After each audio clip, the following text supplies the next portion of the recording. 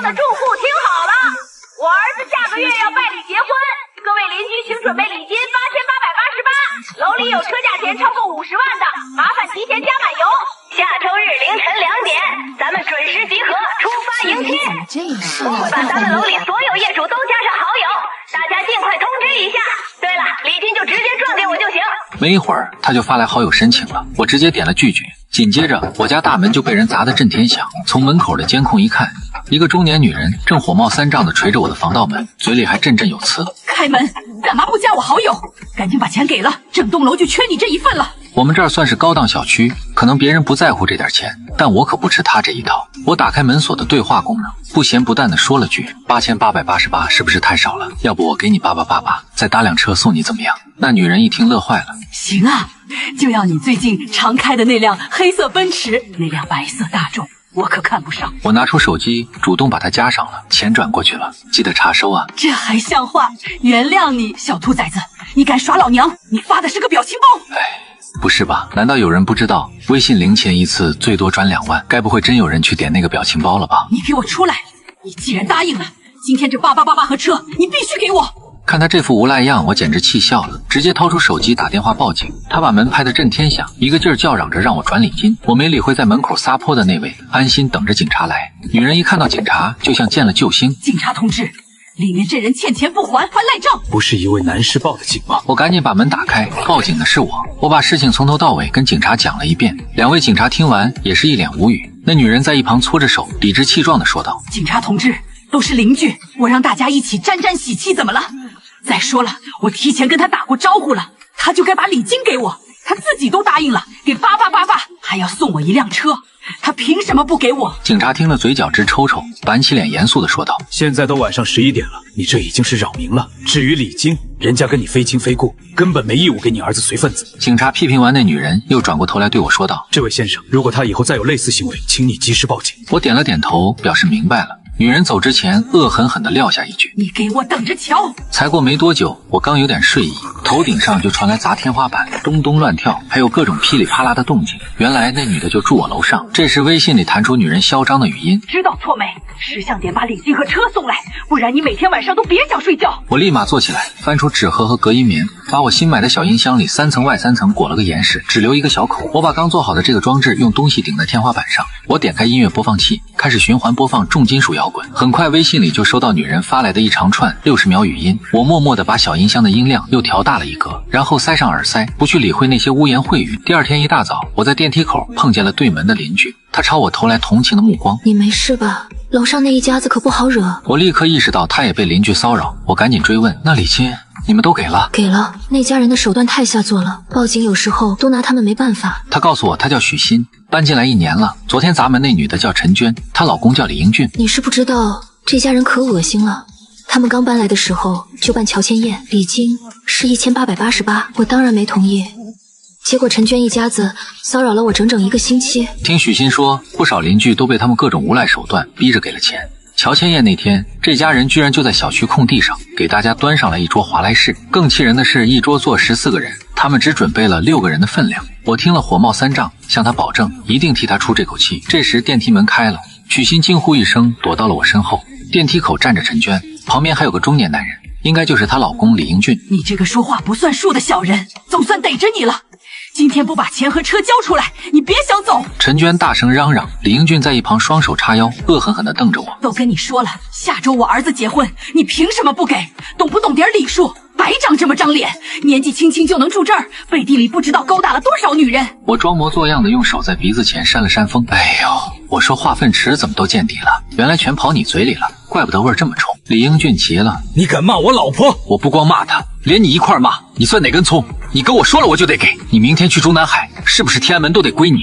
有病趁早去治，别来烦我！”我一口气说完，只觉得浑身舒畅。李英俊手指着我，气得话都说不利索了。他恼羞成怒，伸手就想来揪我的头发，我立马一低头躲开，抬起脚就狠狠踩向李英俊的脚背。电梯里顿时爆发出李英俊杀猪似的惨叫。陈娟吓坏了，手忙脚乱地掏手机报警。他赶到后调出了电梯里的监控，画面清清楚楚地显示是李英俊把我堵在电梯里。还先动手想攻击我。结果李英俊两口子反倒被罚了500块钱，还被要求向我赔不是。李英俊说的咬牙切齿，对不起。我没搭理他，头一扬，拉着许昕从他们两人中间挺直腰板走了过去。看着他们那不甘心的眼神，我就知道这事儿还没完。果然我的预感很快应验了。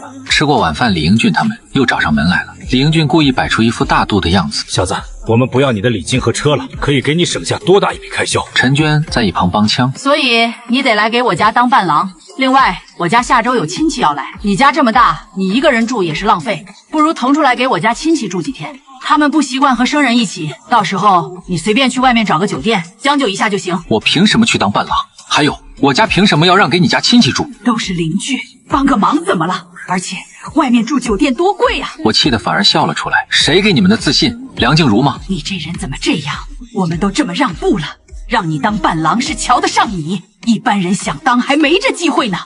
算了，我们再吃点亏，给你包个6块6的红包，讨个吉利。我真是无话可说了。李英俊还摆出一副痛心疾首的样子。你们这些年轻人啊，别一天到晚钻钱眼里，结婚是图个喜庆，又不是为了赚钱。滚！再不滚，我报警了。李英俊被我这话唬住了，撂下句狠话：你这个人动不动就报警，我不管，反正我家亲戚过2天就到了，你必须把房子让出来给他们住，不然有你好看的。说完拉着陈娟灰溜溜的跑了。我拿出手机给二姨打了个电话，想威胁我，还想占我的房子，那就别怪我请出杀手锏了。喂，二姨，是我。顾泽不是放暑假了吗？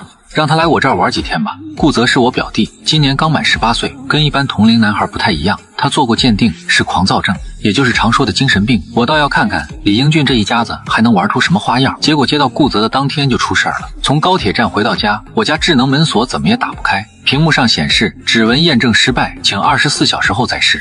调出监控一看，一个鬼鬼祟祟戴着口罩的男人在我门前反反复复输错了好几次密码。看那身形，绝对是李英俊没错。我拉着顾泽就冲上了8楼801。我家的门锁是你搞的鬼吧？你可别血口喷人啊！怎么进不去家门了？要我说，你干脆去外面开个酒店得了，说不定啊，以后天天都进不去呢。看他死不认账，我强压着火气，这次我可以不计较，但绝没有下次了。李英俊以为我服软了，话里有话的说道：哎，我家婚礼还差个伴郎呢，还有啊，过2天我亲戚就要来了，你把房子借给他们住住。我劝你们趁早死了这条心，伴郎我绝不当，房子也绝不可能借。李英俊脸色一沉，那就是没得商量了，你可别后悔。记得住酒店的话，最好包个月。说完，他转身就想关门，却被顾泽一只手按在了门板上。李英俊见关不上门，怒吼道：滚开！哪来的小兔崽子！顾泽猛地把李英俊撞飞出去，一手将他按在地上。他妈的，刚才叫谁滚啊！你快放手，我要报警了！陈娟和他儿子听到动静，从卧室冲了出来，他们抄起手边的东西，就想往顾泽身上招呼。随着一阵噼里啪啦的响动，李英俊一家3口整整齐齐地躺在了地上。顾泽手持扫把，威风凛凛地站着，看着这场面，虽然不太道德，但确实解气。李英俊有气无力地威胁道：你给我等着，我这就报警，让你去坐牢。我掏出了随身携带的免死金牌，看看这是什么？看清楚了，打你的这位是精神病，严格来说，别说打你们一顿，就算真把你们怎么了，也用不着去坐牢。顾泽配合我，露出了一个凶狠的表情。今天你尽管报警，反正他最多进去待1晚上就得放出来，至于以后嘛，你们就自求多福吧。李英俊听我这么一说，立刻打消了报警的念头。行，算我倒霉，你们赶紧给我滚！顾泽眉头一皱，李英俊察觉到不对，连说话都客气了不少。走，你们请马上离开我家。顾泽突然开口，连我都愣了一下。等一下，住酒店的钱得他们出。好，快走吧，明天就给你们。既然有人愿意当这个冤大头，我也就不跟他客气了。我领着顾泽直接入住了最高档的酒店，第2天就把账单甩给了李英俊。什么？你住的什么酒店能这么贵？这也太离谱了！我可不当这冤大头。这才哪到哪儿？你当初跟我要天价礼金的时候，怎么不嫌多呢？你要是不乐意给也行，那我只好今晚再带着顾泽上门拜访一下了。一听说顾泽可能又要来，李英俊最终还是把钱转给了我。钱一到手，我立马就在业主群里连发了好几个大红包，把这笔钱一分不剩的全撒了出去。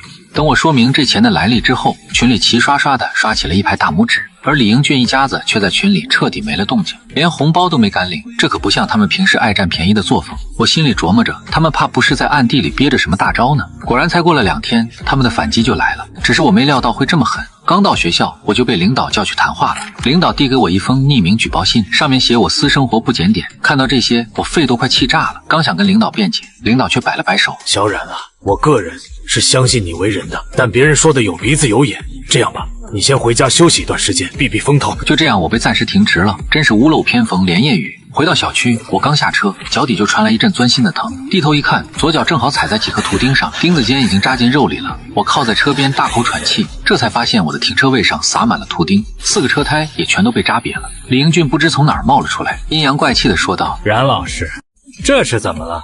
身体不舒服吗？要不要我帮你联系你家那个小疯子？”我懒得跟他虚情假意的周旋，直接叫他滚。李英俊大声招呼着周围看热闹的人：“大家快来看看，现在的年轻人真是一点礼貌都不讲。我好心好意想帮忙，反而被他骂。”听着周围人对我的指指点点，李英俊更得意了。我没理会李英俊在那狗叫，一瘸一拐地离开了现场。刚出电梯，我就看见家门口有一滩不明液体和一坨粪便，凭经验看的绝对是狗尿和狗屎。我才搬来不久，跟邻居都没什么深交，唯一结下梁子的就只有801的李英俊一家了。此刻我心里异常平静，既然他们想玩，我绝对奉陪到底。我先拍照固定好家门口和车位的正确，然后回到家里做了简单的包扎。顾泽一看到我脚上的伤，立马就坐不住了。我好说歹说，顾泽才放下了手里那把菜刀，毕竟是我亲弟弟，哪能真让他去干砍人这种事儿。包扎好伤口，我让顾泽扶着，一起查看门口的监控录像。画面里是一条大黑狗在我家门口排泄，全程没有其他人出现，但在视频背景音里隐隐约约传来一个声音，那声音很陌生，不像是李英俊或陈娟的。我把这段视频存进手机，接着让顾泽搀着我去物业调看车库的监控。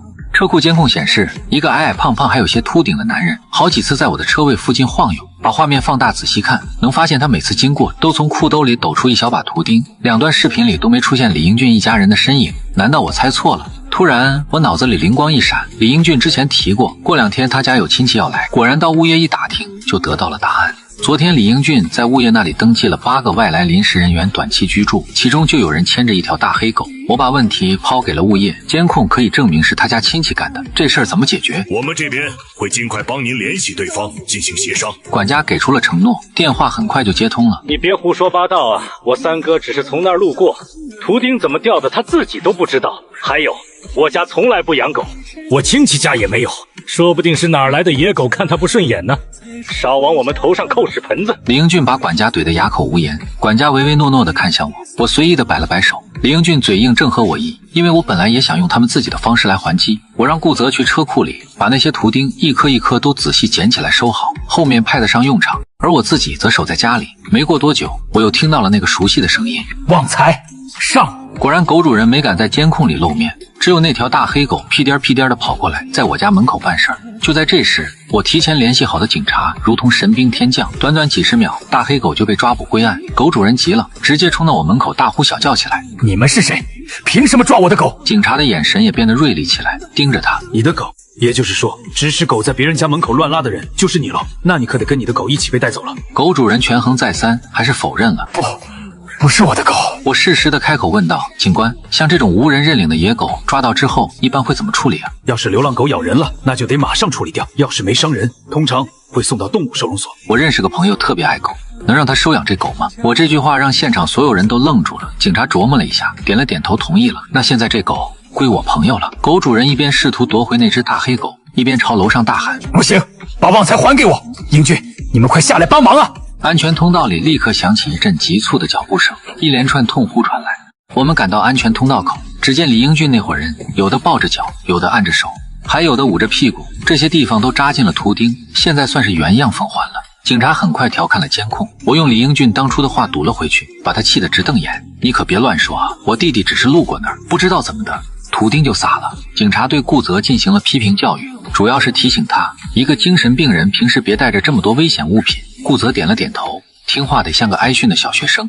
在警察的调解下，李英俊和他的亲戚们灰溜溜地走了。不过我的回敬还没结束，我一整夜没合眼，专门训练那只狗。终于我成功取代了他原主人的地位。我站在8楼的安全通道口下了指令：“旺财上！”没过多久，801门口传来接连不断的骂声。我的手机也收到了陈娟的微信消息：“是不是你让旺财干的？”我继续用他当初的话怼回去：“我家从来不养狗，旺财已经送到我朋友那儿了，说不定是哪儿来的野狗看你们家不顺眼，少往我头上栽赃。”发完这条，整个人畅快多了，我直接开了免打扰模式，躺下不叫了。